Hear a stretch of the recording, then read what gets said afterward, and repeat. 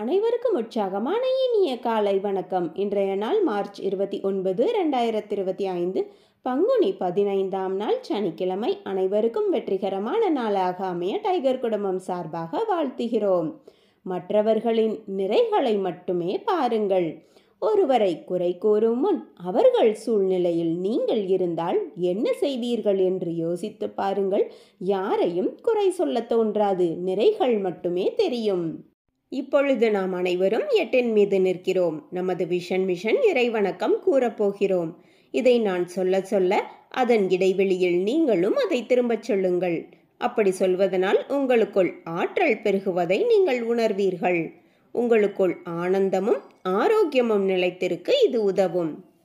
Tiger vision. மனம், புத்தி, உடல் மூன்றும் சமநிலையில் இருந்தால் வாழ்க்கை பிரகாசிக்கும். Tiger mission. ஒரு தனி மனிதனின் தொடர்ச்சியான ஆரோக்கியமும் பொருளாதாரமும் இவ்வுலகை மாற்றும். டைகர் இறைவணக்கம். என் வாழ்க்கையின் நம்பிக்கையாயிருக்கும் இறைவா, நான் சேவை செய்யும் இந்த அமைப்பே நீ வாழும் இடமென எண்ணுகிறேன். நான் தினமும் செய்யும் பணியே எனது கடமை என நம்புகிறேன். எனது உடலை கண்ணும் கருத்துமாய்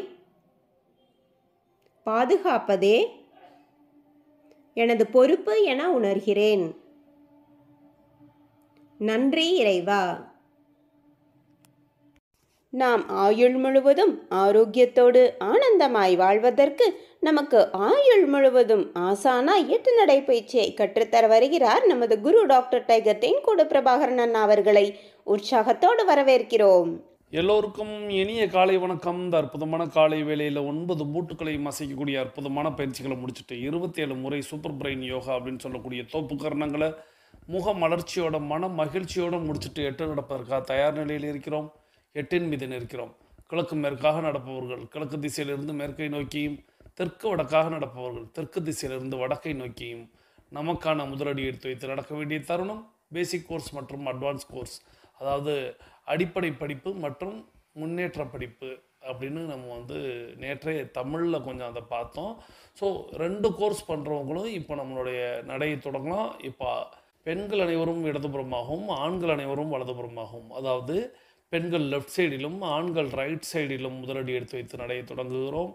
நடை இயல்பாக இருக்கிறது, நடை தளர்வாக இருக்கிறது, தோள்பட்டை தளர்வாக இருக்கிறது, கழுத்து குனியாமல் இருக்கிறது, கால்கள் ஒன்றுக்கு முன்பு ஒன்று வருவது போல் நடந்து கொண்டு இருக்கிறோம், கைகள் அதனிசைவில் அசைந்து கொண்டு இருக்கிறது, சுவாசம் சீர்நிலையில் இருக்கிறது, எண்ணம் நேர்மறையாக இருக்கிறது, மனம் மகிழ்வுடனும் அமைதியுடனும் இருக்கிறது. ஒற்றை சிந்தனையாளர்கள் அத்தனை பேரும் ஒற்றுமையோடு ஒரே திசையை நோக்கி பயணித்து கொண்டு இருக்கிறோம். நமது பயணம் வெற்றிகரமாக அமைய எல்லாம் வல்ல இறைவனை துணை கலைத்து கொண்டு தொடர்ந்து பயணிக்கிறோம். ஒவ்வொரு விடியிலும் நமக்கு பல விஷயங்களை கற்றுத்தந்து கொண்டே இருக்கிறது. நாம் பெற்றுக்கொண்டே இருக்கிறோம். அதை வாழ்வில் பயன்படுத்தி வெற்றி கண்டு கொண்டே இருக்கிறோம். அவ்வாறாக இன்றைய விடியிலும் நமக்கு பல விஷயங்களை கற்றுத்தரப் போகிறது. நாம் பெற்றுக்கொள்ளப் போகிறோம். அதை வாழ்வில் பயன்படுத்தி வெற்றி காணப் போகிறோம்.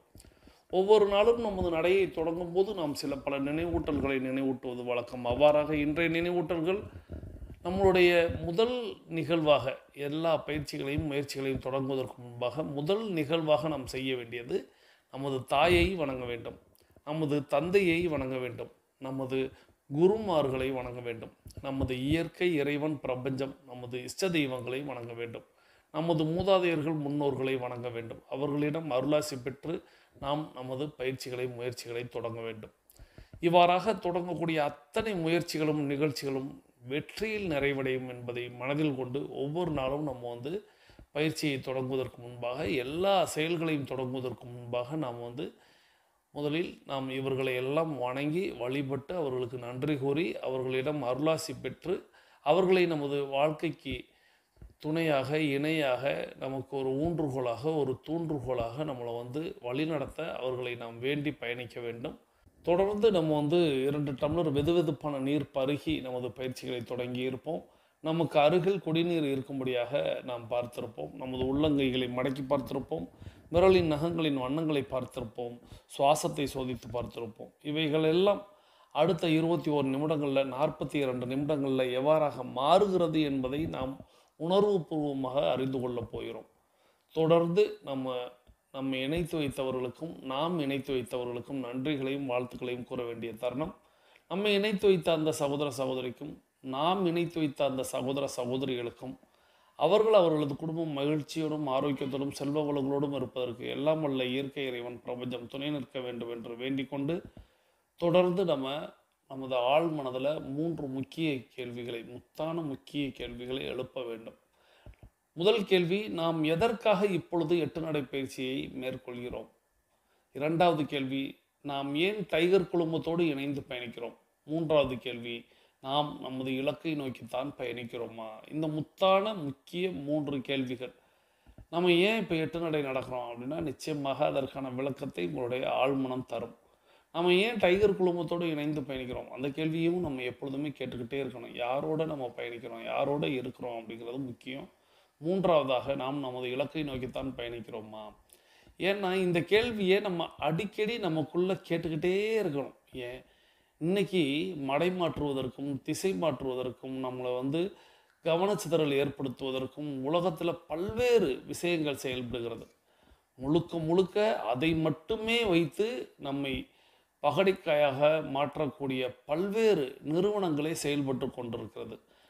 நம்மை மடை மாற்றுவதற்கும் நம்மளை திசை மாற்றுவதற்கும் நம்மளுக்கு கவனச்சிதறல் ஏற்படுத்துவதற்கும் நம்மளுக்கு மூளைச்சலவை செய்வதற்கும்னு பல்வேறு காரணிகளாக அங்கே இயங்கி கொண்டிருக்கிறது. இதையெல்லாம் தாண்டி தான் உலகத்தில் இனிமேல் நம்ம எல்லாருமே ஜெயிச்சாகணும். உலகம் அப்படி தான் இயங்கிக்கிட்டு இருக்கு. அதில் தான் நாமும் நமது சந்ததியினரும் ரொம்ப கவனமாக நம்ம இலக்கை நோக்கி பயணித்து வெற்றி காணணும். கவனச்சிதறல், மடை மாற்றுதல், திசை திருப்புதல் நிறைய நடந்துக்கிட்டே தான் இருக்கும். நாம் அதில் சுதாரிப்பாக இருக்கணும். அப்போ நம்மளுடைய ஆழ்மனதில் இந்த கேள்வியை கேட்டுக்கிட்டே இருக்கணும். நாம் இலக்கை நோக்கித்தான் பயணிக்கிறோமா? ஸோ இது இன்றைக்கி நான் உங்களுக்கு சாதாரணமாக சொல்லிட்டேன். ஆனால் இதற்கு பல்லாயிரம் கோடிகளை செலவழித்து ஒவ்வொரு கார்ப்பரேட் நிறுவனங்களும் மனிதனை எப்படி மூளைச்சலவை செய்வது, மனிதனை எப்படி திசை மாற்றுவது, கவனச்சிதறலை ஏற்படுத்துவது நிறைய நடந்துக்கிட்டே தான் இருக்குது. ஆனால் அவற்றில் தான் நாம் வாழ்ந்தாக வேண்டும், அதில் நாம் வெற்றி கண்டாக வேண்டும். அப்படின்னா நம்மை நோக்கி இந்த கேள்வியை கேட்டுக்கொண்டே இருந்தால் போதும். நாம் இலக்கை நோக்கித்தான் பயணிக்கிறோமா அப்படின்னு. நிச்சயமாக டைகர் குழுமத்தில் இருக்கிறவங்க எல்லாருக்கும் இலக்கு என்ன என்பதை ஒவ்வொரு நாளும் நம்ம இந்த பாயிண்டில் நினைவூட்டும் போது உங்களுக்கு நினைவுக்கு வரும். அந்த இலக்கை நீங்கள் அகக்கண்ணில் வச்சுக்கிட்டு நீங்கள் பயணிக்கணும்.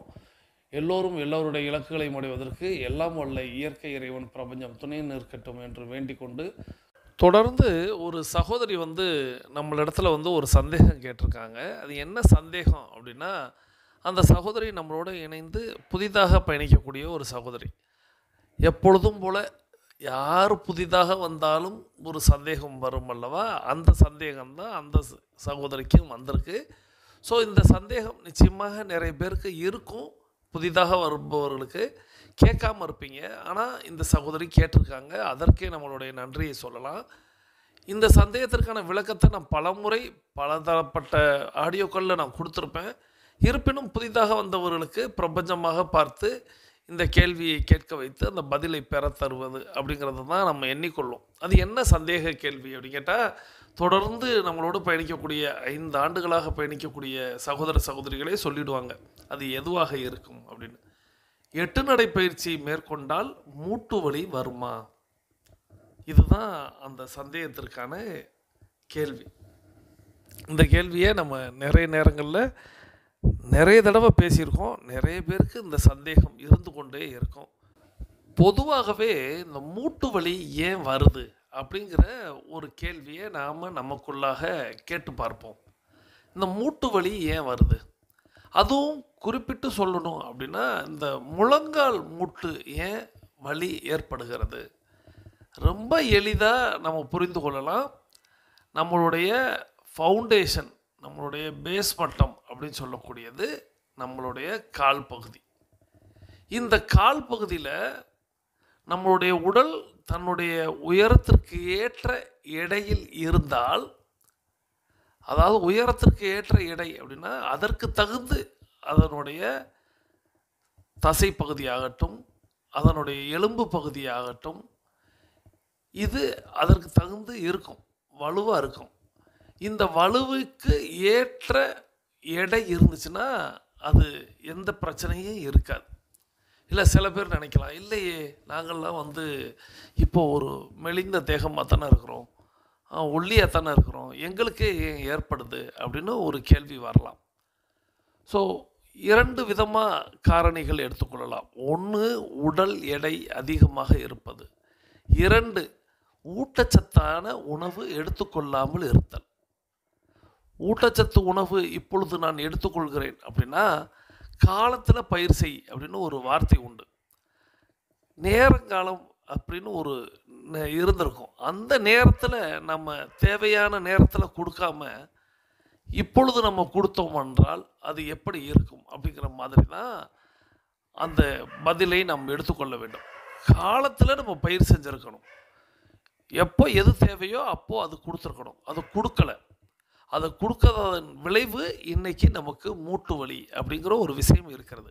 அப்போ மூட்டு வலிக்கு தீர்வே இல்லையா அப்படின்னா நிச்சயமாக உண்டு. அதற்கு என்ன தீர்வு அப்படின்னா டைகர் கிளப்பை தொடர்ந்து கடைபிடித்தாலே, பயன்படுத்தினாலே நிச்சயமாக அவர்களுக்கு அந்த வலியிலிருந்து ஒரு நிவாரணம் கிடைக்கிறது. இதை நிறைய பேரை நம்ம டைகர் கிளப்பில் பயணிச்சுக்கிட்டு இருக்கக்கூடிய நிறைய சகோதர சகோதரிகளே எடுத்துக்காட்டாக நான் சொல்ல முடியும். அவர்கள் டைகர் கிளப்பில் என்னவெல்லாம் சொல்லப்படுகிறதோ, எதையெல்லாம் கற்றுக் கொடுக்கிறார்களோ, எதையெல்லாம் கடைபிடிக்க சொல்கிறார்களோ அதை அத்தனையும் செய்கிறார்கள். ஏதோ 1-2 மட்டுமல்ல. 9 மூட்டுக்கள் பயிற்சியை மட்டும் செய்தால் போதுமா? தோப்பு கர்ணம் செய்யணும். தோப்பு கர்ணம் செய்தால் மட்டும் போதுமா? 8 நடை பயிற்சி செய்யணும். 8 நடை பயிற்சி செய்தால் மட்டும் போதுமா? லெகான் திவால் செய்யணும். லெகான் திவால் செய்தால் மட்டும் போதுமா? சூரிய நமஸ்காரம் செய்யணும். சூரிய நமஸ்காரம் செய்தால் மட்டும் போதுமா? எண்ணெய் தேய்த்து குளிக்க வேண்டும். எண்ணெய் தேய்த்து குளித்தால் மட்டும் போதுமா? தொப்புளில் எண்ணெய் வைத்து தூங்க வேண்டும். தொப்புளில் எண்ணெய் மட்டும் வைத்தால் போதுமா? எண்ணெய் கொப்பளித்தல் செய்ய வேண்டும். எண்ணெய் கொப்பளித்தல் மட்டும் செய்தால் போதுமா? நித்தம் கீரை எடுத்துக்கொள்ள வேண்டும். கீரை மட்டும் எடுத்துக்கொள்ளலாமா? டெய்லி ஆக்டிவிட்டி ரிப்போர்ட் நித்தம் பூர்த்தி செய்ய வேண்டும். இப்படி வரிசையாக ஒன்றை தொட்டு செய்தால் நீங்கள் நல்லா இருப்பீங்க, உங்களுடைய மூட்டு நல்லா இருக்கும், உங்கள் குடும்பம் நல்லா இருக்கும்.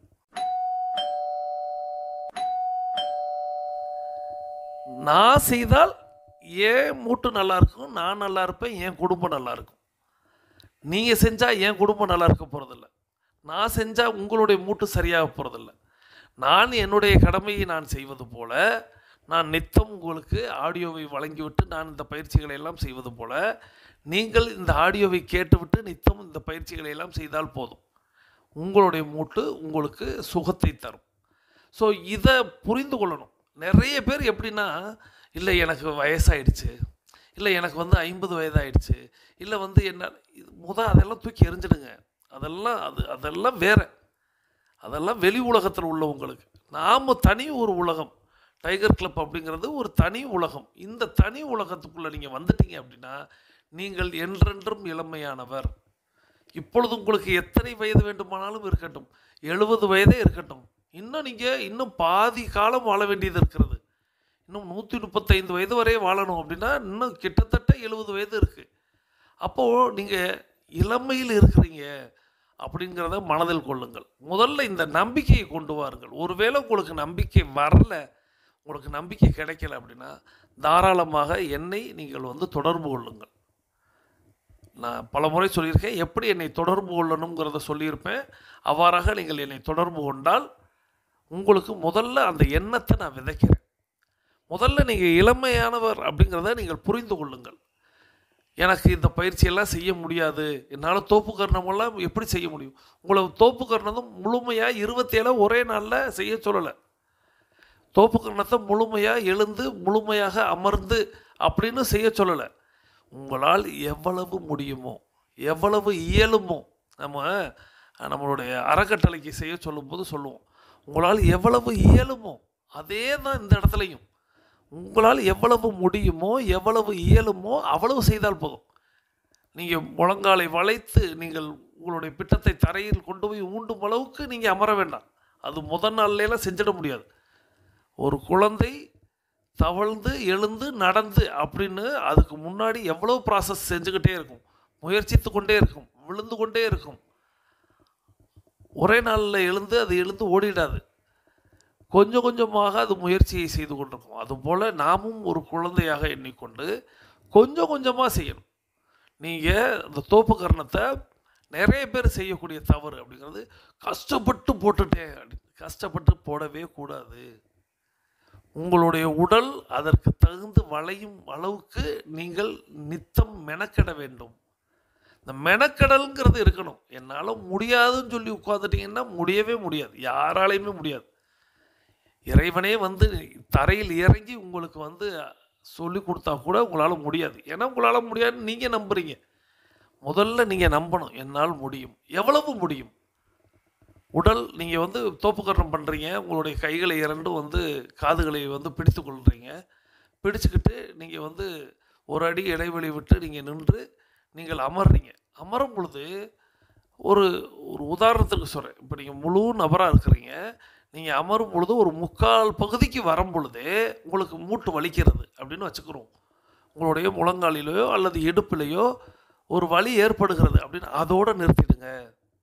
நீங்கள் அரை கால்வாசிக்கெலாம் வர வேணாம், 3/4 பங்குலேயே உங்களுக்கு வலி தெரிகிறது அப்படின்னா அதோடு நிறுத்துங்க. 2 முறை செய்யுங்க அல்லது 3 முறை செய்யுங்க, போதும். இன்றைக்கி அவ்வளோ போதும். இல்லை நான் எல்லாரும் மாதிரியும் உடனடியாக அதெல்லாம் வேணவே வேணாம். அப்படிலாம் நம்ம வந்து ஒரே நாளில் சாதிச்சுட போகிறதில்ல. அது பெரிய சிக்கலில் கொண்டு போய் விட்டுரும். அதன் பிறகு நாளைக்கும் தொடருங்க. நாளைக்கு நீங்கள் அமரும் பொழுது அதே இடத்துல வலிக்கலாம், இல்லைன்னா இல்லை இன்னும் கொஞ்சம் இறங்கலாம் போலையே அப்படின்னு தோணுச்சுன்னா அடுத்த ஸ்டெப்பு வரை போங்க. இப்படியே செய்து தான் நீங்கள் ஆச்சரியப்படுவீங்க. 70 வயது சகோதரிகள் எல்லாம், நான் தாயின்னு சொல்லுவேன், அம்மான்னு சொல்லுவேன், அவங்களெல்லாம் இன்றைக்கி அற்புதமாக தோப்புக்கரணம் செய்கிறாங்க. உங்களை போலவே முடியாமல் இருந்தவர்கள் தான், உங்களைப் போலவே மூட்டு வலி உள்ளவர்கள் தான். அவர்கள் இன்றைக்கி தரையில் அமர்கிறேன், சமணமிட்டு அமர்கிறேன், தரையில் அமர்ந்து எழுகிறேன், என்னால் முடிகிறது அப்படிங்கிற அந்த தன்னம்பிக்கையை நான் கொடுத்ததினால் அல்ல, அவர்கள் அதை எடுத்ததனால் அவர்களுக்கு அது விளைந்தது. நான் கொடுத்துக்கிட்டே தான் இருக்கேன், நான் நித்தம் வழங்கிக்கிட்டே தான் இருக்கேன். ஆனால் யார் அதை எடுத்துக்கிறாங்களோ, யார் அதை விதைக்கிறாங்களோ, யார் அதை வளர்க்குறாங்களோ அவர்களால் அது முடிகிறது. அப்போது ஒரு தோப்பு கரணம் அப்படிங்கிறது இத்தனை முறை செய்யணும் அப்படின்னா ஒரே நாளில் நல்லா இருக்கிறவங்களே, ஒரு 20 வயது பிள்ளைங்களையே, ஏன் ஸ்கூல் காலேஜ் படிக்கக்கூடிய குழந்தைகளையே திடீர்னு வந்து சில நபர்கள் வந்து கேம்பில் நேரடியாக இறக்கி விடுவாங்க. என் பிள்ளையும் டைகர் கிளப்பில் சேர்த்துக்கிட்டு எல்லா பயிற்சிகளையும் செய்ய சொல்லணும் அப்படின்னு. அந்த பிள்ளைங்கிட்ட 27 முறை வேண்டாம்னு முதல்ல அனௌன்ஸ் பண்ணுவோம். வேண்டாம், நீங்கள் வந்து ஒரு 9 முறை பண்ணுங்கள், இல்லை ஒரு 4-5 முறை பண்ணுங்க போதும் சொல்லுவோம். ஆனால் அவர்கள் தாங்கள் இளைஞர்களாக எண்ணிக்கொண்டு மற்றவர்களையெல்லாம் பார்த்து இவர்களெல்லாம் செய்யும் பொழுது நாம் ஏன் செய்யக்கூடாதுன்னு 27 முறை செஞ்சுடுவாங்க. ஆனால் மதிய நேரத்திலோ அல்லது இரவு நேரத்திலையோ அவங்க நடந்து வரும் பொழுது அவர்களுக்கு அந்த மூட்டில் வலி ஏற்படுவதை உணர்வார்கள். அப்போ சொல்லுவாங்க, நீங்கள் சொன்னதை நான் கேட்கல, தொடையெல்லாம் வலிக்குது அப்படின்னு சொல்லுவாங்க. ஸோ யாராக இருந்தாலும் ஒரே நாள்லாம் நடந்துட போகிறதில்ல. தொடர்ந்து செய்யக்கூடியவர்கள் நிச்சயமாக அந்த எல்லையை தொட முடியும். ஆக உங்களுக்கு மூட்டு வலி அப்படின்னு ஒன்று இருந்துச்சு அப்படின்னா, நீங்கள் அதுக்கப்புறம் தான் டைகர் கிளப்பில் இணைஞ்சிருக்கீங்க அப்படின்னா, நீங்கள் இந்த பயிற்சிகளை கொஞ்சம் கொஞ்சமாக செய்யுங்க. கொஞ்சம் கொஞ்சமாக செஞ்சுருங்க. எனக்கு செய்ய வராதுன்னு விட்டுடாதீங்க. கொஞ்சம் கொஞ்சமாக செஞ்சு இன்க்ரீஸ் பண்ணி, அந்த இன்க்ரீஸ் பண்ணுறதை நீங்கள் தாராளமாக என்னிடத்தில் தெரிவிக்கலாம். நான் இத்தனை பயிற்சி செய்ய ஆரம்பிச்சிட்டேன், இத்தனை சுற்று செய்ய ஆரம்பிச்சிட்டேன், இப்படி நீங்கள் சொல்ல உங்களுக்குள்ளாக அந்த உத்வேகம் வரும், உங்களால் முடியும். இல்லை நான் நல்லா தான் இருக்கிறேன், 8 நடை பயிற்சி செய்தால் மூட்டு வலி வருமா அப்படிங்கிறது தான் கேள்வி, சந்தேகம். ஏன்னா இந்த மாதிரி கேள்விப்பட்டோம் அப்படின்னு ஏதாவது சொல்லுவாங்க. நான் பொதுவாக சொல்லுவேன், இந்த 8 நடை பயிற்சியை பற்றி எத்தனை பேருக்கு தெரியாது, எத்தனை பேர் அதை வந்து தொடர்ந்து செய்திருக்கிறார்கள்னு தெரியாது. நாம் கிட்டத்தட்ட 15 வருடங்களுக்கு மேலாக செய்து கொண்டிருக்கிறோம். இந்த 8 நடை பயிற்சியின் வாயிலாக நாம் என்றென்றும் இளமையோடு இருக்கிறோம். நம்மளுடைய பயிற்சியின் வாயிலாக நாம் தொடர்ந்து செய்யக்கூடிய மற்ற விஷயங்களின் வாயிலாக நாம் ஆரோக்கியமாக இருக்கிறோம். என்னுடைய குடும்பத்தில் உள்ள எல்லோரையும் நடக்க வைத்து கொண்டிருக்கிறேன். எல்லோரும் நடந்து கொண்டிருக்கிறார்கள். உங்களை விட சீனியர்களாக நடந்து கொண்டிருக்கிறார்கள். அப்படியானா நம்ம டைகர் கிளப் ஆரம்பிக்கிறதுக்கு முன்னாடியே அவர்கள் எல்லாம் தொடர்ந்து பயணிக்கிறாங்க. ஃபேமிலி டீமில் இருக்கக்கூடிய சகோதரி அகிலா கோபிநாத் இவங்களையெல்லாம் நம்ம வந்து எடுத்துக்கொள்ளலாம். இவங்களாம் ஏற்கனவே தொடர்ந்து செய்து கொண்டிருக்கிறாங்க. அப்போது இதை ஒரு தொடர் முயற்சியாக, ஒரு விடாமுயற்சியாக செய்தல் வேண்டும். அதே நேரத்தில் நம்பிக்கையை உங்களுக்குள் விதைத்தாக வேண்டும். ஓடுறவன் பாடுவான் அப்படின்னு ஒரு பழமொழி உண்டு. போகிறவன் போகிற போக்கில் எதையாவது சொல்லிட்டு போயிடுவான். ஆனால் தொடர் முயற்சி செய்தவர்கள் எல்லோருமே வெற்றி காண்பார்கள். 8 நடை பயிற்சி செய்தால் மூட்டு வலி வரும் அப்படின்னு யாரேனும் சொன்னால் அப்படியே ஆமாம் நான் வந்து இனிமேல் செய்யலை அப்படின்னு சொல்லிட்டு ஒதுங்கக்கூடிய நபர்கள். போகிறவன் எது வேண்டாலும் சொல்லிட்டு போவான். ஆனால் வாழ்க்கை அப்படிங்கிறது நமக்கானது, உங்களுக்கானது. நீங்கள் ஆரோக்கியமாக இருத்தல் வேண்டும். நீங்கள் ஆரோக்கியமாக இருக்கிறது தான் நீங்கள் மற்றவர்களுக்கு கொடுக்கக்கூடிய ஆகச்சிறந்த பரிசு அப்படிங்கிறத சமீபத்தில் ஒரு ஆடியோவில் நம்ம கேட்டிருந்தோம் அல்லவா? அந்த ஆரோக்கியத்தை நாம் அடுத்தவர்களுக்கு அள்ளித்தர வேண்டும். நாமும் பெற்று பிறருக்கும் அள்ளித்தர வேண்டும். அதற்கு நம்மளுடைய பயிற்சி அப்படிங்கிறது ஒரு அற்புதமான பயிற்சி. இந்த பயிற்சி வந்து விறுவிறுன்னு செய்யக்கூடாது, வேகமாக செய்யக்கூடாது. நீங்கள் யூடியூப்புகளில் போய் 8 நடை பயிற்சின்னு தயவு செய்து தட்டி பார்த்துடாதீங்க. அதாவது சும்மா ஒரு வீடியோ வரணும், அந்த வீடியோவுக்கு வியூஸ் வரணும், அந்த வீடியோ வந்து நமக்கு வந்து ஒரு வைரலாக மாறணும்ன்ட்டு எல்லாரும் ஏதேனும் ஒரு விஷயத்தை தொட்டு ஏதேனும் ஒரு விஷயத்தை பேசிக்கிட்டு இருக்காங்க. அதில் பார்த்திங்கன்னா 8 நடை குனிந்தபடி நடப்பது, தவளை போல் நடப்பது, நொண்டி நொண்டி நடப்பதுன்னு கேலி கூத்து பண்ணி வச்சுருப்பாங்க. இது வந்து நான் சொல்லுவேன் ஒரு யாகத்திற்கு சமம், ஒரு தவத்திற்கு சமம். ஏன்னா இது வந்து சித்தர்களால் கண்டுபிடித்து தரப்பட்ட ஒரு அற்புத விஷயம். இந்த விஷயத்தை கேலியாக செய்யக்கூடாது. நான் அதனால தான் 8 நடை பயிற்சிக்கு வரும்போது நீங்கள் குளித்து வந்திருந்தீர்கள் என்றால் மிக்க மகிழ்ச்சின்னு சொல்வேன். ஒருவேளை எங்கள் ஊரில் குளிராக இருக்குது, அதுவாக இருக்குது, இதுவாக இருக்குதுன்னு காரணம் சொன்னால் கூட கைகால் முகங்கள் எல்லாம் அலம்பி நம்ம வந்து சுத்தமாக வந்து நம்மளுடைய வயிற்று பகுதியில் உள்ள கழிவுகளை எல்லாம் நீக்கிட்டு சுத்தமாக வந்து நம்மளுடைய 8 நடை பயிற்சியை தொடங்கணும். தொடங்கும் போது இறை வணக்கம் சொல்லி தான் தொடங்குகிறோம். நம்மளுடைய தாய் தந்தை மூதாதையர்கள் முன்னோர்களை வணங்கி தான் நம்ம தொடங்குகிறோம். இப்படி தொடங்கக்கூடிய இந்த பயிற்சி உங்களுக்கு அற்புதத்தை அள்ளித்தரும். நீங்கள் ஏற்கனவே மூட்டு வலி உள்ளவங்கனாலும் நீங்கள் தாராளமாக பிரார்த்தனை செய்யுங்க. பிரார்த்தனை செய்துட்டு விஷுவல் பண்ணுங்கள். உங்களுடைய முழங்கால் வலி காணாமல் போகிறது அப்படிங்கிறத மனதில் கொள்ளுங்கள். நிறைய பேர் நிறைய நேரங்களில் நான் பல முறை சொன்னது போல் ஓடுறவன் பாடுவான் அப்படிங்கிற மாதிரி இருக்கும். இப்போது நம்மளுடைய 21 நிமிடம் அப்படிங்கிறது நிறைவுக்கு வருகிறது. வாருங்கள் அனைவரும் தொடங்கிய திசைக்கு வந்துடலாம். இந்த மாதிரிலாம் நம்ம வந்து கடைபிடிக்கணும். 21 நிமிடத்தில் நம்மளுடைய சுற்றை வந்து நிறைவு செய்து, இப்போ நம்ம வந்து லெஃப்ட்லேருந்து ரைட்டில் போய் வந்திருந்தோம் அப்படின்னா நான் ஆண்களுக்கு சொல்கிறேன், அப்படியே மாற்றி நடக்க போகிறோம். அப்போது அதுக்கு சற்று ஓய்வு கொடுக்க போகிறோம். அந்த ஓய்வை நின்ற நிலையிலே கொடுக்க போகிறோம். இப்போ நம்மளுடைய உள்ளங்கைகளை மடக்கி பார்க்க போகிறோம். அது இறுக்கமாக இருக்குது. விரலின் நகங்களின் வண்ணங்களை பார்க்குறோம். அது சிவப்பு வண்ணத்தில் மாறிக்கிட்டு இருக்கு. சுவாசத்தை சோதித்து பார்க்குறோம். 2வது நாசிலையும் சுவாசம் வருது. இவைகளை எல்லாம் நம்ம வந்து நித்தம் நித்தம் நித்தம் நித்தம் நித்தம் நித்தம் செய்து பார்த்து கொண்டே இருக்க வேண்டும். அப்படி நீங்கள் யாரெல்லாம் செய்து பார்க்குறாங்களோ அவங்கெல்லாம் ஆரோக்கியமாக இருக்கிறாங்க. யாரெல்லாம் இந்த கடமைக்குன்னு செய்கிறாங்களோ அவங்களுடைய ஆரோக்கியம் எப்படி இருக்கிறது என்பதை அவர்கள் தான் கூற வேண்டும். ஸோ இப்போது நமக்கு அருகில் இருக்கக்கூடிய குடிநீரை எடுத்து நிறுத்தி நிதானித்து ரசித்து ருசித்து பருகிக்கொள்கிறோம். தண்ணீர் பருகுதல் என்பது ஒரு கலை என்பதை நாம் அறிவோம். தண்ணீர் பருகும் பொழுது நமது கவனத்தை நீரில் வைப்போம், நீரின் தன்மையில் வைப்போம், நீரின் சுவையில் வைப்போம். நீர் அப்படிங்கிறத நம்ம பல முறை சொல்லியிருக்கோம். நீர் அப்படிங்கிறது ஒரு அற்புதமான ஒரு மருந்துன்னு சொல்லலாம், ஒரு அமிழ்துன்னு சொல்லலாம். இன்னும் அதுக்கு எவ்வளவு உயர்ந்த வார்த்தைகளை கொண்டு வந்து சேர்க்க முடியுமோ நீங்கள் எதை வேண்டுமானாலும் பூர்த்தி செய்து கொள்ளலாம். இறைவனுக்கு சமமாக கூட இறைவன் என்றே நீங்கள் வைத்து கொள்ளலாம். அப்படிப்பட்ட இந்த நீர் உங்களை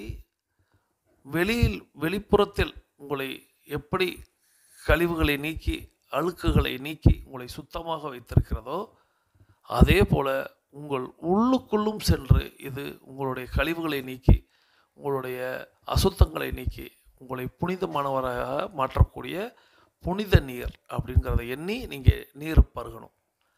நீரை நிதானமாக பருகணும். இன்றைக்கி இறைவனை கூட யாரும் நிதானமாக கும்பிடுறதில்ல. அப்படி போகிற போக்கில் ஒரு விஷ் பண்ணிடுறாங்க, சல்யூட் பண்ணுறாங்க. அப்படின்னு ஒரு விரலை வைத்து முத்தம் கொடுப்பது போல் ஏதோ ஒன்று செஞ்சுட்டு இறைவனையவே நிதானமாக செய்ய மாட்டேங்குது வெளி உலகம். நம்ம நீரையே நிதானமாக தான் பருகணும். ஏன்னா நீர் இறைவனுக்கு ஒப்பானவர் அப்படிங்கிறத சொல்கிறேன். ஸோ நீரை நிதானமாக பருகுங்கள். பருகி முடிச்சிருப்பீங்கன்னு நம்புகிறேன். நீர் பருகி முடித்தவங்க இப்போ உங்களுடைய மொபைல் ஃபோனை கையில் எடுத்துக்கிட்டு கருத்து பதிவிட போயிடும். நம்மளுடைய கமெண்ட் பகுதியில் நம்ம முதல் கேள்வியாக எப்பொழுதுமே வைப்பது நம்மளுடைய தினசரி நடவடிக்கை அறிக்கை அப்படின்னு சொல்லக்கூடிய டெய்லி ஆக்டிவிட்டி ரிப்போர்ட்டை பூர்த்தி செய்து அனுப்பி வைத்து விட்டீர்களா? நம்மளுடைய டிஏ ரிப்போர்ட்டை நீங்கள் பூர்த்தி செய்து அனுப்பி வைத்து விட்டீர்களா? இதுக்கு அனுப்பி வைத்து விட்டேன், அனுப்பி வைக்கவில்லை, பதில் வருது, நிறைய பார்த்துக்கிட்டு தான் இருக்கேன். அனுப்பி வைத்து விட்டேன்னு சொல்கிறவங்க அதை நான் உற்சாகத்தோடு பதிவிட்டேன் அப்படின்னு தாராளமாக சொல்லுங்கள். அதற்கு என்னென்ன வார்த்தைகள் வருமோ அத்தனையுமே நீங்கள் அதில் இட்டு நீங்கள் எழுதலாம். பூர்த்தி செய்து அனுப்பவில்லை அப்படின்னு சில நேரங்களில் சில சூழலில் மறந்துட்டீங்க அப்படிங்கிறத நீங்கள் இந்த இடத்துல எனக்கு சொல்லும் போது அனுப்பலை அப்படின்னு சொல்கிறீங்களே, நீங்கள் வெறும் அனுப்பலைன்னு மட்டும் சொல்லாதீங்க. நான் முயற்சித்தேன், முடியவில்லை, நான் இனிமேல் அதை தொடர்ந்து அனுப்புவதற்கு முயல்வேன் அப்படின்னு கூடுதலாக எழுதுங்க. நீங்கள் எழுத தான் உங்களுடைய ஆழ்மனதில் அது பதிவாக மாறும். வெறும் அனுப்பலைன்னு மட்டும் சொல்லிக்கிட்டு இருக்காதீங்க. அனுப்பலைன்னா ஏன் அனுப்பலைங்கிறதையும் சொல்லுங்கள். அல்லது இனிமேல் தொடர்ந்து அனுப்பி விடுவேன், எந்த காரணமும் சொல்ல மாட்டேன்னு எழுதுங்க. நீங்கள் அது எனக்கு எழுதுறது தான், அதை நான் படிக்கிறேன், அவ்வளோதான். ஸோ இது முதல் கேள்வி. இரண்டாவது கேள்வி அப்படிங்கிறது, நீங்கள் எத்தனை தோப்பு காரணம் செய்கிறீர்கள்? நீங்கள் எத்தனை தோப்பு காரணம் செய்கிறீர்கள்? ஏன்னா புதிதாக வந்தவர்களுக்கும் தெரியணும் நீங்கள் எத்தனை தோப்பு காரணம் பண்ணுறீங்கன்னு. அதே போல் புதிதாக வந்தவர்களும் எத்தனை தோப்பு காரணம் செய்கிறார்கள்ங்கிறத நானும் பார்க்கணும். ஸோ அந்த கவுண்ட்டை சொல்லுங்கள், நீங்கள் எத்தனை தோப்பு காரணம் செய்கிறீர்கள். இதுதான் இரண்டாவது கேள்வி.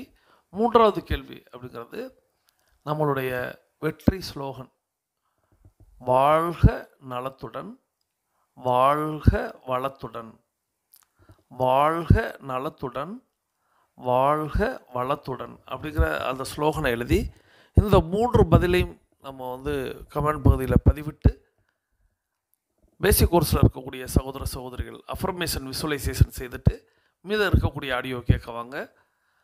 அட்வான்ஸ் கோர்ஸில் இருக்கக்கூடிய நாம் எல்லாரும் பேசிக் கோர்ஸில் இருக்கிறவங்களுக்கு நம்மளுடைய வாழ்த்துக்களை சொல்லி, அவங்களுடைய அஃபர்மேஷன் விசுவலைசேஷன் வெற்றி பெற நம்மளுடைய வாழ்த்துக்களை சொல்லி நம்மளுடைய நடையை தொடங்க வேண்டிய நேரம். இப்பொழுது 42 நிமிட நடைக்காரர்களான அட்வான்ஸ் கோர்ஸ்காரர்களுக்கான அடுத்த சுற்று தொடங்குகிறது. இப்பொழுது ஆண்கள் அனைவரும் இடதுபுறமாகவும் பெண்கள் அனைவரும் வலதுபுறமாகவும், ஆண்கள் லெஃப்ட் சைடிலும் பெண்கள் ரைட் சைடிலும் முதலடி எடுத்து வைத்து நடையை தொடங்குகிறோம். நடை இயல்பாக இருக்கிறது, நடை தளர்வாக இருக்கிறது, தோள்பட்டை தளர்வாக இருக்கிறது, கழுத்து குனியாமல் இருக்கிறது, கால்கள் ஒன்றுக்கு முன்பு ஒன்று வருவது போல் நடந்து கொண்டிருக்கிறோம், கைகள் அதனிசைவில் அசைந்து கொண்டிருக்கிறது, சுவாசம் சீர்நிலையில் இருக்கிறது, எண்ணம் நேர்மறையாக இருக்கிறது, மனம் மகிழ்வுடனும் அமைதியுடனும் இருக்கிறது. ஒற்றை சிந்தனையாளர்கள் அத்தனை பேரும் ஒற்றுமையோடு ஒரே திசையை நோக்கி பயணித்துக் கொண்டிருக்கிறோம். நமது பயணம் வெற்றிகரமாக அமைய எல்லாம் வல்ல இறைவனை துணை கலைத்து கொண்டு தொடர்ந்து பயணிக்கிறோம். தொடர்ந்து நம்ம இடைவேளைக்கு முன்பாக ஓடுறவன் பாடுவான் அப்படிங்கிறதோடு நிறுத்தினோம். ஸோ போகிற போக்கில் சொல்லிட்டு போகிறவங்களெல்லாம் அப்படியே விட்டுடுங்க. யாரெல்லாம் கடைபிடிக்கிறார்களோ, யாருக்கெல்லாம் சரியானதோ அவர்களை நீங்கள் பின்தொடருங்கள். அதுதான் உங்களுடைய வாழ்க்கைக்கு என்றென்றும் வெற்றியாக அமையும். ஸோ அதனால் நான் இதுக்கு நிறைய உதாரணம் சொல்ல முடியும். ஒரு குழந்தையாக இருந்து பயிற்சி எடுத்தவங்க எல்லாரையும் எடுத்துக்கிறங்களேன். ஒரு ஜிம்னாஸ்டிக் பண்ணக்கூடியவங்களாம் பாருங்கள், அவங்கெல்லாம் ரப்பரில் செஞ்சுருக்கா அப்படிங்கிற மாதிரி ஒரு கேள்வி வரும். எப்படி இவ்வளோ உடலை வளைக்கிறாங்க, நெடிக்கிறாங்க? ஏன் நம்மளுடைய யோகா பண்ணக்கூடிய குழந்தைகளை எல்லாம் நீங்கள் எடுத்து பாருங்கள். அப்படியே காலை முன்னே கொண்டு வந்து காலுக்கு இடையில் தன்னுடைய முகத்தை கொண்டு வந்துன்னு எத்தனையோ விதமான யோகா ஆசனங்களை குழந்தைகள் செய்கிறாங்க. தொடர்ந்து செய்யக்கூடியவங்களுக்கு அது வளைந்து நெளிந்து இந்த எலும்பே அது ரப்பரை போல் வளைந்து தரும், கம்பியை போல் இறுக்கி தரும், முறுக்கி தரும். அதே தான் நாமளும் இங்கே தொடர் முயற்சி செய்கிறோம். தொடர் முயற்சி செய்கிறவர்களுக்கு அது அற்புதமான இல்லைங்க, இது குழந்தையாக இருந்தால் தாங்க முடியும் அப்படின்னு எண்ணாதீர்கள். எல்லோருமே குழந்தைகள் தான். ஏன்னா இந்த இயற்கைக்கு பொறுத்தவரைய, இந்த பிரபஞ்சத்தை பொறுத்தவரைய, இந்த இறைவனை பொறுத்தவரைய, இந்த கடவுளை பொறுத்தவரைய, இந்த ஆசிரியனை பொறுத்தவரைய, தாயை பொறுத்தவரைய, தந்தையை பொறுத்தவரைய நாம் குழந்தை தான். ஸோ அவங்கள வணங்கி தான் நம்ம தொடங்குகிறோம். இந்த குழந்தையை வழி நடத்துவது அவங்களுடைய வழி. இப்போது நாம் தொடர் முயற்சி, இந்த தொடர் முயற்சி செய்தால்தான் அது பலனை தரும். நீங்கள் இல்லை நான் வாரத்தில் ஒரு நாள் நடப்பேன், 2 நாள் நடப்பேன், ஒரு நாள் ஊருக்கு போயிடுவேன், ஒரு நாள் விருந்தினர் வந்துருப்பேன், இந்த கதையெல்லாம் பிரபஞ்சத்திட்ட வச்சுக்கிறக்கூடாது. இந்த கதையெல்லாம் டைகர் கிளப்பில் வச்சுக்கிறக்கூடாது. இந்த கதையெல்லாம் பிரபாரன்ட்ட வச்சுக்கிறக்கூடாது. நீங்கள் தொடர் முயற்சிங்கிறத தொட்டுட்டீங்க அப்படின்னா, அதனால தான் புலினே பேர் வச்சுருக்கோம், டைகர்னே பேர் வச்சுருக்கோம். புலிவாலை பிடிச்ச கதையாகன்னு ஒரு கதை சொல்லுவாங்க அல்லவா, விடவும் முடியல, பிடிச்சிக்கிட்டு இருக்க முடியலங்கிற மாதிரி. வேறு வழியே இல்லை, புலியை பிடிச்சிட்டோம், புலி நம்மளை வெற்றி பாதைக்கு கொண்டு போகும். அதை நோக்கி நம்ம பயணிக்கிறோம். இப்போ நம்ம கஷ்டப்பட்டுக்கிட்டு இருக்கோம், மூட்டு வலியில் இருக்கோம், முழங்கால் வலியில் இருக்கோம். நான் புதிய நபர்களுக்கு சொல்கிறேன், பிபியில் இருக்கிறோம், சுகரில் இருக்கிறோம், தைராய்டில் இருக்கிறோம், இன்னும் உலகத்தில் உள்ள 4448 நோய்களில் இருக்கிறோம். ஆனால் அதிலிருந்து நம்ம விடுபடணும் அப்படின்னா ஒரு அதி அற்புதமான விஷயங்கள் தான் இந்த பயிற்சிகள். இந்த பயிற்சிகளை நித்தம் தொடர்ந்து செய்யணும். இதை என்னன்னைக்கு எப்பப்போ செய்யணும் அப்படிங்கிறதையும் சொல்லியிருப்பாங்க. இன்றைக்கி அமாவாசை தினம் நேற்றுக்கே உங்களுக்கு சொல்லியிருப்பாங்க. எண்ணெய் தேய்த்து குளிக்கக்கூடாது அப்படிங்கிறத சொல்லியிருப்பாங்க அமாவாசை தினத்தில். இப்படி வழி நடத்துவது எங்களுடைய நோக்கம், எங்களுடைய பயணம். நீங்கள் அதை கடைபிடிக்கணும். ஸோ உங்களுக்கு வழிகாட்டியாக நாங்கள் இருக்கோம். வழிகாட்டினாலே என்ன அர்த்தம்? நாங்கள் முன்னே போய்கிட்டு இருக்கோம், நீங்கள் பின்ன வந்துக்கிட்டு இருக்கீங்க. உங்களுக்கு வழியை உருவாக்கி தந்து கொண்டே போய்கிட்டு இருக்கோம். அப்போது நான் சொல்கிறது பாதைங்கிற வழி இல்லையா, மூட்டு வலிங்கிற அந்த சொல்லலாம். ஸோ உங்களுக்கு வழியை நாங்கள் காட்டிக்கொண்டே இருக்கிறோம், பின்தொடர்ந்து வாருங்கள், நிச்சயமாக உங்களுக்கு வெற்றியை கிட்டும். ஸோ இன்னும் இதை பற்றி நிறைய பேசுவோம். ஏன்னா இதை பற்றியே நம்ம உள்ளே இருந்தோம்னா பழையவர்களுக்கெல்லாம் இன்றைக்கி ஏதாவது கிடைக்கும்னு நினச்சி வந்தோமே அப்படிங்கிற மாதிரி எண்ணுவது போல் இருக்கும். ஸோ எல்லாருக்குமான ஒரு அற்புதமான கதை இன்றைக்கி நமக்கு கிடைத்திருக்கிறது. இந்த அற்புதமான கதையை நமக்கு தேர்வு செய்து அனுப்பி வைத்திருப்பவர் சகோதரி டைகர் கீதா ஃப்ரம் பள்ளத்தூர். இவங்க சிவகங்கை டைகர் கிளப்போடைய கேப்டனாக இருக்கிறாங்க. சகோதரி tiger Geetha from Pallathur Sivaganga tiger club captain. அவர்களது குடும்பம் மகிழ்ச்சியோடும் ஆரோக்கியத்தோடும் செல்வ வளங்களோடும் இருப்பதற்கு எல்லாம் வல்ல இயற்கை இறைவன் பிரபஞ்சம் துணை நிற்க வேண்டும். அவர்கள் எண்ணியதெல்லாம் நடக்க வேண்டும், கேட்டதெல்லாம் கிடைக்க வேண்டும். அவர்களது குடும்பத்தில் ஆரோக்கியம் நிலைத்திருக்க வேண்டும், ஆனந்தம் நிலைத்திருக்க வேண்டும். அவர்களுடைய பொருளாதாரம் உயர்ந்து கொண்டே இருக்க வேண்டும். அவர்களது பணி சிறந்து விளங்க வேண்டும். அவர்களது பணி பிறர் பாராட்டும்படியாக அமைய வேண்டும். அதை எல்லாம் வல்ல இயற்கை இறைவன் பிரபஞ்சம் அவர்களுக்கு வழங்க வேண்டும் என்று என்னுடைய வேண்டுதல்களையும் வாழ்த்துக்களையும் தெரிவித்து, நீங்களும் உங்களுடைய வாழ்த்து மலைகளை சகோதரி tiger Geetha from Pallathur Sivaganga tiger club captain அவர்களுக்கு வழங்குமாறு அன்போடு கேட்டு, இப்பொழுது அவர்கள் அனுப்பி வைத்த அந்த அதி அற்புத கதையை கேட்டுக்கொண்டே பயணிக்கலாம். வாருங்கள். மனைவி மகளுடன் வாலிபன் ஒருவன் சந்தோஷமாக வாழ்ந்து வந்தான். தான் செய்கின்ற வியாபாரத்தில் தன் தேவைக்கு அதிகமாக வருமானம் வருவதால் கொஞ்சம் ஆடம்பரமாக வாழ்ந்து வந்தான்.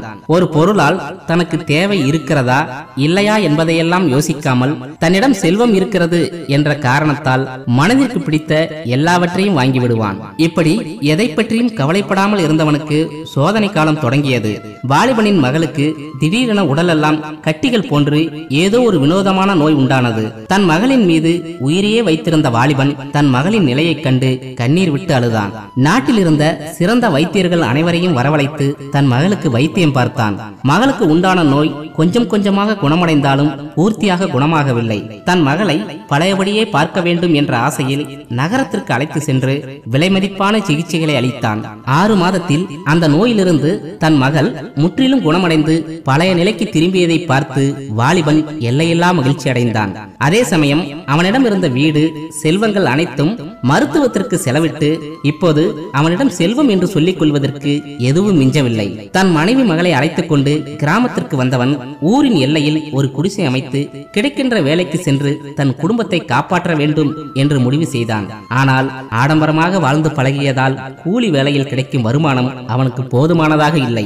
தன் மனைவி மகளின் நிலையைக் கண்டு வருத்தப்பட்டவன் தனக்கு தெரிந்த நண்பர்களிடம் கொஞ்சம் பணத்தை கடனாக பெற்று ஒரு ஒரு தொழிலை தொடங்கினான். ஆனால் அந்த தொழிலில் சிக்கனமாக இருக்காமல் ஆடம்பரமாக இருக்க அந்த தொழிலில் பெரும் நஷ்டம் ஏற்பட்டது. இதை போலவே தனக்கு தெரிந்தவர்கள், உறவினர்கள் என்று அனைவரிடமும் கடனை வாங்கி வெவ்வேறு தொழிலை செய்து பார்த்தான். ஆனால் எல்லாவற்றிலும் தோல்வியே கிடைத்தது. ஒரு பக்கம் கடன் கொடுத்தவர்கள் கடனை திருப்பி கேட்க, மறுபுறம் ஒருவேளை உணவிற்கே மகளும் மனைவியும் கஷ்டப்படுவதை பார்த்து கண்ணீர் விட்டு அழுதான்.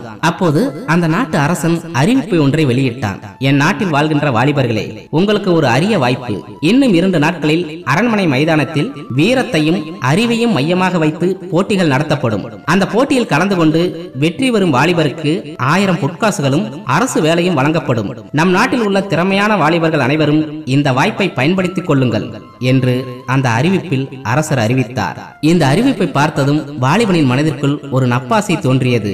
இந்த போட்டியில் நான் வெற்றி பெற்றால் என் கடன்களை தந்துவிட்டு அரசு வேலையை பெற்று தன் மனைவி மகளை சந்தோஷமாக வைத்துக் கொள்ள முடியும். ஒருவேளை இதுவும் தோல்வியில் முடிந்தால் என் மனைவி மகளை கொன்றுவிட்டு தானும் தற்கொலை செய்து கொள்ள வேண்டும் என்ற முடிவுடன் போட்டியில் கலந்து கொள்ள முடிவு செய்தான். 2 நாட்கள் கழித்து அரண்மனைக்கு சென்றவன் போட்டியில் கலந்து கொள்ள வந்திருக்கும் வாலிபர்களின் கூட்டத்தை பார்த்து திகைத்து போனான். அதுவரை எப்படியும் வெற்றி பெறுவேன் என்று அவனுக்குள் இருந்த நம்பிக்கை கூட்டத்தை பார்த்ததும் கொஞ்சம் கொஞ்சமாக குறைய ஆரம்பித்தது. போட்டிகள் ஆரம்பிக்க இவனும் எல்லாவற்றிலும் கலந்து கொண்டான். ஆனால் இவனால் அந்த போட்டியில் வெற்றி பெற முடியவில்லை. அந்த இறைவன் என்னுடைய மரணத்தை தான் விரும்புகிறான் என்று நினைக்கிறேன். அதனால் தான் எனக்கு இவ்வளவு கஷ்டத்தையும் தோல்வியையும் தொடர்ந்து கொடுத்து கொண்டே இருக்கிறான் என்று மனதிற்குள் நினைத்தவன் தன் மனைவிக்கும் மகளுக்கும் பிடித்த உணவை வாங்கி கொண்டு, இதுதான் என் மனைவியும் மகளும் உண்ணப்போகும் கடைசி உணவு என்று நினைக்கும் போதே வாலிபனின் கண்கள் கலங்கின. காட்டு வழியாக சென்று உணவில் கலப்பதற்காக விஷச்செடிகளின் இலைகளை பறித்துக் கொண்டு தன் வீட்டை நோக்கி நடக்க ஆரம்பித்தான். அப்போது அங்கிருந்த ஒரு பெரிய மரத்தின் அடியில் ஒரு முனிவர் தியானத்தில் இருப்பதை பார்த்தான். நான் பலமுறை இந்த காட்டிற்குள் வந்திருக்கிறேன், ஒருபோதும் இவரை நான் பார்த்ததில்லையே என்று நினைத்தவன் அந்த முனிவரின் முன்னால் நின்றான். தன் முன்னால் நிற்கும் வாலிபனை பார்த்த முனிவர் மெல்லிய புன்னகையுடன் அவனை உற்று பார்த்தார். அந்த முனிவரின் பார்வையில் ஏதோ தெய்வீக சக்தி இருப்பதை போல உணர்ந்த வாலிபன் தன்னுடைய தோல்விகளை பற்றியும் இப்போது தான் இருக்கும் நிலையை பற்றியும் இன்னும் கொஞ்ச நேரத்தில் தற்கொலை செய்து கொண்டு இறக்கப் போவதை பற்றியும் தன் வாழ்க்கையில் நடந்த எல்லாவற்றையும் ஒன்று விடாமல் முனிவரிடம் கூறி வேதனையோடு கதறி அழுதான். வாலிபன் கண்ணீர் சிந்துவதை அமைதியாக பார்த்து கொண்டிருந்த முனிவர், மகனே, மனித வாழ்க்கையில் இன்பமும் துன்பமும் கலந்தே இருக்கும். இன்பம் வரும்போது எப்படி அதை ஏற்றுக்கொண்டாயோ அதை போலவே துன்பத்தையும் நீ ஏற்றுக்கொள்ள வேண்டும். அதுதான் உலக நியதி. இறைவன் உனக்கு துன்பத்தை தரும்போது அதை நீ தண்டனையாக நினைக்கிறாய். அதனால்தான் உன்னால் சரியான முடிவை எடுக்க முடியாமல் இப்போது தற்கொலை என்ற கோழைத்தனமான முடிவை எடுத்திருக்கிறாய். இறைவன் உனக்கு கஷ்டங்களை தரும்போதெல்லாம் உன் மன வலிமையை சோதித்து பார்க்கிறார் என்று நினைத்துக் கொண்டு நீ செயல்பட வேண்டும். அப்படி நீ இருந்திருந்தால் உன் கஷ்டங்கள் உனக்கு பெரியதாக தெரிந்திருக்காது என்று முனிவர் பல போதனைகளை கூறினாலும் வாலிபனின் மனம் அதையெல்லாம் ஏற்றுக்கொள்ளவில்லை. இதை புரிந்து கொண்ட முனிவர் இவனை இப்படியே அனுப்பினால் நேராக வீட்டிற்கு சென்று மனைவி மகளை விஷம் வைத்து கொன்றுவிட்டு தானும் தற்கொலை செய்து கொள்வான். இவனின் எண்ணத்தை மாற்ற வேண்டும் என்று முனிவர் முடிவெடுத்தார். மகனே, இந்த பொற்காசுகள் எனக்கு காணிக்கையாக கிடைத்தவை. இவற்றை வைத்து 1 வாரத்திற்கு தேவையான உணவுப் பொருட்களை வாங்கி உன் மனைவியிடம் கொடுத்துவிட்டு என்னிடம் வா. வாழ்க்கையின் அர்த்தத்தை உனக்கு புரிய வைக்கிறேன் என்று அந்த வாலிபனை அனுப்பி வைத்தார். வாலிபனும் 1 வாரத்திற்கு தேவையான உணவுப் பொருட்களை மனைவியிடம் கொடுத்துவிட்டு, ஒரு முக்கியமான விஷயமாக முனிவர் ஒருவரை சந்திக்க போகிறேன், வருவதற்கு 1 வாரம் ஆகலாம், அதுவரை நீ மகளை பத்திரமாக பார்த்துக்கொள் என்று மனைவியிடம் கூறிவிட்டு மீண்டும் முனிவரிடம் வந்து சேர்ந்தான். வாலிபனை அழைத்துக் கொண்டு மலையின் உச்சியில் இருந்த ஒரு பாழடைந்த கோவிலுக்கு வந்து சேர்ந்தார். மகனே, இந்த கோவில் மிகவும் பிரசித்தி பெற்றது. ஆனால் இங்கிருக்கும் இந்த 3 கரையான் புற்றுகளால் அவற்றை உண்ண வரும் பாம்புகளின் எண்ணிக்கை இங்கு அதிகமாக உண்டாகிவிட்டது. அதனால் இந்த கோவிலுக்கு மக்கள் வருவதற்கு அச்சப்படுகின்றனர். எனவே எனக்கு நீ ஒரு உதவி செய்ய வேண்டும். இந்த கோவிலில் 7 நாட்கள் தங்கியிருந்து இங்கு இருக்கின்ற எல்லா புற்றுகளையும் அழிக்க வேண்டும். அப்படி அழிக்கும் போது எந்த உயிருக்கும் ஆபத்து ஏற்படக்கூடாது. 7 நாட்கள் முடிந்ததும் என்னை வந்து பார். வாழ்க்கையின் ரகசியத்தை உனக்கு நான் கூறுகிறேன் என்று கூறிவிட்டு முனிவர் அங்கிருந்து புறப்பட்டு மீண்டும் பழைய இடத்திற்கே வந்து சேர்ந்தார். சிறிது நேரத்தில் சூரியன் மறைந்து இருள் வரத் தொடங்கியது. வாலிபன் அந்த காட்டில் கிடைக்கின்ற பழங்கள், தேன், கிழங்குகள் போன்றவற்றை சேகரித்து அந்த இரவு பசியாறிவிட்டு காலையில் வேலையை தொடங்கலாம் என்று அந்த கோவிலில் ஒரு மூலையில் படுத்துக் கொண்டான். மறுநாள் எழுந்து கோவிலுக்கு அருகில் இருந்த 3 புற்றுகளையும் தரைமட்டமாக உடைத்தெறிந்தான். இவ்வளவு எளிதான வேலையை முடிப்பதற்கு எதற்கு 7 நாட்கள் இங்கு தங்க வேண்டும் என்று மனதிற்குள் நினைத்தவன் அதற்கும் ஏதேனும் ஒரு காரணம் இருக்கும் என்று நினைத்துக் கொண்டு அங்கு முதல் நாளை கழித்தான். 2வது நாள் புற்று இருந்த இடத்தை பார்த்தவன் அதிர்ச்சி அடைந்தான். அந்த இடத்தில் மீண்டும் கரையான்கள் தாங்கள் தங்கும் இடத்தை கட்டி கொண்டிருந்தன. உடனே அந்த வாலிபன் மீண்டும் பழையபடியே அதை தரைமட்டமாக உடைத்தெறிந்தான். பயத்தில் கரையான்கள் சிதறி ஓடுவதை பார்த்தவன் இனி இவைகள் இங்கு வராது என்று நினைத்துக் கொண்டே 2வது நாளை கழித்தான். 3வது நாள் மீண்டும் அதே இடத்தில் கரையான்கள் தங்கள் இருப்பிடத்தை கட்டி கொண்டிருக்க இந்த முறை இன்னும் தரைமட்டமாக உடைத்து அந்த இடத்தில் நீரை நன்றாக தெளித்து புற்றுமண் கொஞ்சமும் அங்கு இல்லாமல் சுத்தமாக எடுத்தெறிந்தான். 4வது நாள் அந்த இடத்தை பார்க்க அங்கு கரையான்கள் எதுவும் இல்லாமல் அந்த இடம் சுத்தமாக இருந்தது. இனி ஒரு நாள் மட்டும் இங்கு தங்கிவிட்டு மறுநாள் முனிவரை சந்திக்க முடிவெடுத்தான். மறுநாள் விடிந்ததும் சரி இனிமேல் இங்கு கரையான்கள் வராது என்ற நம்பிக்கையுடன் முனிவரை சந்தித்து நடந்தவற்றை கூறலாம் என்று காட்டு வழியில் புறப்பட கொஞ்ச தூரத்தில் புதிதாக ஒரு புற்று உருவாகி கொண்டிருப்பதை பார்த்தவனுக்கு கோபம் தலைக்கு ஏறியது. இந்த முறை கோபத்தில் கரையான் புற்றை இடிக்க சில கரையான்கள் இவனின் காலில் நசுங்கி மரணமடைந்தன. கோபத்தில் தான் செய்த தவறு அவனுக்கு அப்போது புரியவில்லை. கோபம் குறைய குறைய தன்னுடைய தவறு அவனுக்கு புரிய ஆரம்பித்தது. ஐயோ கடவுளே, நான் ஏன் இப்படி நடந்து கொண்டேன்? என்னால் எத்தனை கரையான்கள் மடிந்து விட்டன. உண்மையில் இந்த கரையான்களுக்கும் எனக்கும் என்ன சம்பந்தம்?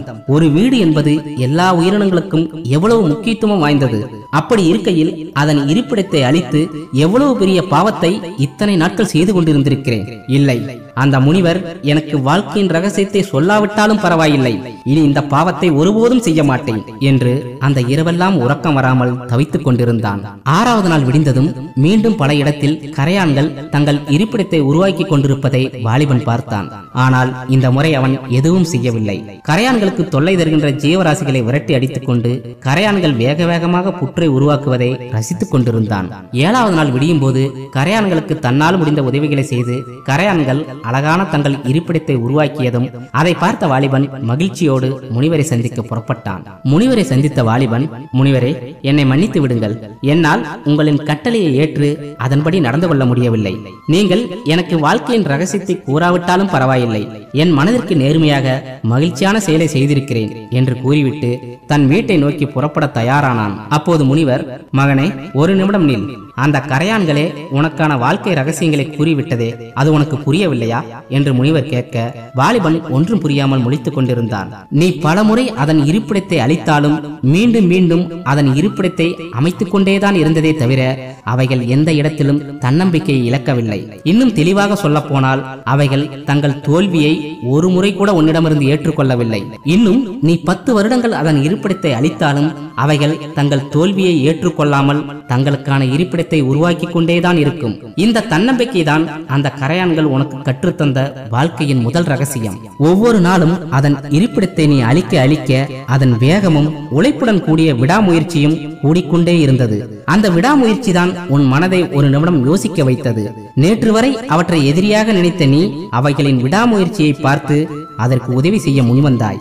எவன் ஒருவன் தன் பாதையில் 1000 கஷ்டங்கள் 1000 சோதனைகள் வந்தாலும் மனதை தளர விடாமல் விடாமுயற்சியுடன் முன்னேற துடிக்கிறானோ அவனை பார்த்து இந்த பிரபஞ்சமே அவனுக்கு உதவி செய்வதற்கு தயாராக இருக்கும். இதுதான் அந்த கரையான்கள் உனக்கு கற்றுத்தந்த வாழ்க்கையின் 2வது ரகசியம் என்று முனிவர் கூற தன் மனதிற்குள் இத்தனை நாட்கள் இருந்த கவலைகள் எல்லாம் நீங்கி மனம் தெளிவாக இருப்பதைப் போல வாலிபன் உணர ஆரம்பித்தான். முனிவரின் காலில் விழுந்து ஆசீர்வாதம் பெற்றுக்கொண்டு நம்பிக்கையுடன் தன்னுடைய புதிய வாழ்க்கையை நோக்கி வாலிபன் தன் பயணத்தை தொடங்கினான். இங்கு நம்மை பலரும் துன்பத்தை பார்த்ததும் அதற்கு பயந்து தற்கொலை என்ற கோழைத்தனமான முடிவை எளிதாக எடுத்து விடுகிறார்கள்.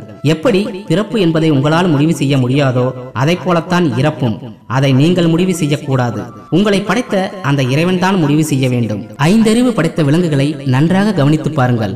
ஒவ்வொரு நாளும் ஒவ்வொரு விதமான போராட்டங்களை சந்தித்துக் கொண்டு வாழ்க்கையுடன் போராடுமே தவிர தற்கொலை என்ற கோழைத்தனமான முடிவை மட்டும் ஒருபோதும் எடுக்காது. தன்னம்பிக்கை, விடாமுயற்சி, இந்த 2 ரகசியங்களை மட்டும் தெளிவாக புரிந்து கொண்டால் போதும். இந்த உலகமே எதிர்த்தாலும் உங்களின் வெற்றியை யாராலும் தடுக்க முடியாது என்பதை மட்டும் நினைவில் வைத்துக் கொள்ளுங்கள்.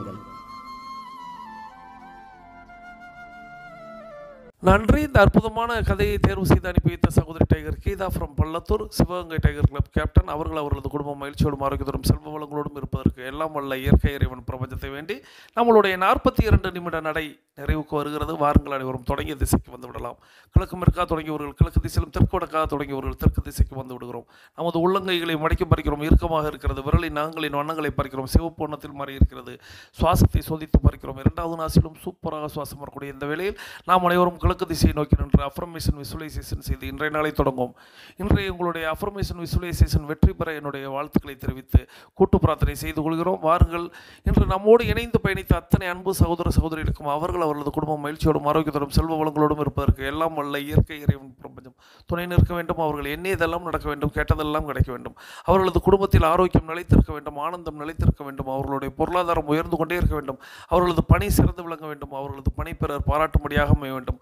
அவர்களுடைய தொழில் வளர்ந்து கொண்டே இருக்க வேண்டும். அதை எல்லாம் வல்ல இயற்கை இறைவன் பிரபஞ்சம் அவர்களுக்கு வழங்க வேண்டும் என்று நம்முடைய கூட்டு பிரார்த்தனை நிறைவு செய்து இன்றைய அஃபர்மேஷன் விசுவலைசேஷன் செய்து இன்றைய நாளை தொடங்குவோம். மீண்டும் சந்திப்போம். கலந்து சிந்திப்போம். வாழ்க நலத்துடன், வாழ்க வளத்துடன். நன்றி.